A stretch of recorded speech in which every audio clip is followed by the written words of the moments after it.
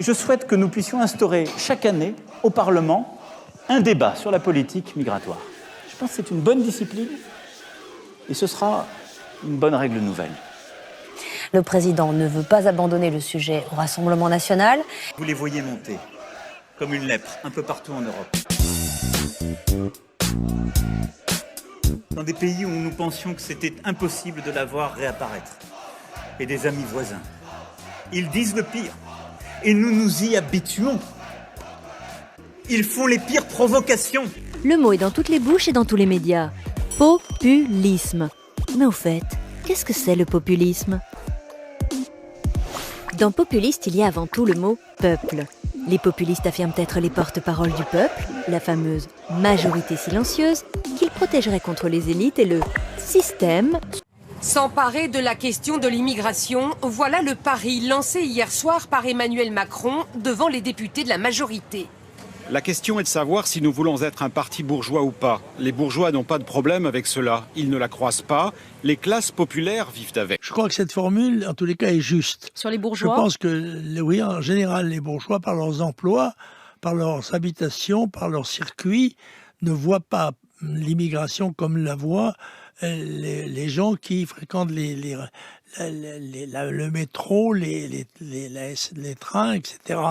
Ils ne côtoient pas, ni dans les quartiers. Alors que c'est vrai que le peuple, lui, prend conscience progressivement de la montée inexorable, semble-t-il, de l'immigration étrangère dans notre pays, et venant surtout du tiers-monde, il faut dire la vérité.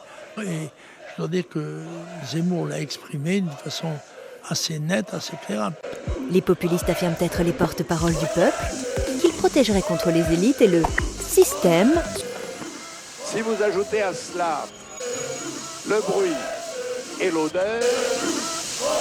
En ce moment, la majorité présidentielle veut parler immigration, jusqu'à utiliser un argument étonnant. J'entends effectivement qu'il puisse avoir des abus d'utilisation de l'aide médicale d'État, par exemple, pour financer des prothèses mammaires. Des sans-papiers abuseraient donc de l'aide médicale de l'État pour se payer de nouvelles poitrines. Ça nous a semblé un peu gonflé. Contacter le ministère de la Santé est catégorique. Aucun soin esthétique n'est pris en charge par l'AME. S'il y a des prothèses mammaires qui sont prises en charge par l'AME, c'est parce qu'elles sont reliées à une maladie. Exit donc la chirurgie esthétique à l'œil pour les étrangers en situation irrégulière. Confirmation chez un chirurgien, des bénéficiaires de l'AME qui ont besoin de prothèses mammaires, il en reçoit de temps en temps, mais uniquement dans des cas médicaux bien précis. Pour la sécurité sociale, tous ces cas sont des pathologies. Ce sont des cas de figure qui sont quand même extrêmement occasionnels. Le ministère de la Santé affirme ne pas connaître de cas de fraude à l'AME pour des prothèses mammaires. Les populistes affirment être les porte-parole du peuple, la fameuse majorité silencieuse. Vous demandez si vous trouviez le gouvernement cohérent sur la question migratoire. 87% d'entre vous estiment que non. Avec Argusi qui nous dit « Je n'ai aucune confiance en Macron. Pour l'instant, il ratisse large ». On s'aperçoit qu'au fur et à mesure du temps, un certain nombre d'ONG deviennent en réalité les complices objectifs des passeurs.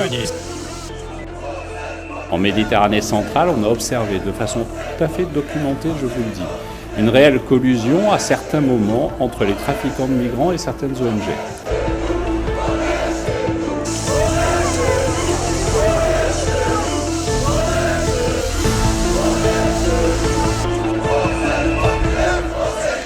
Je crois que les électeurs préféreront toujours l'original à la copie.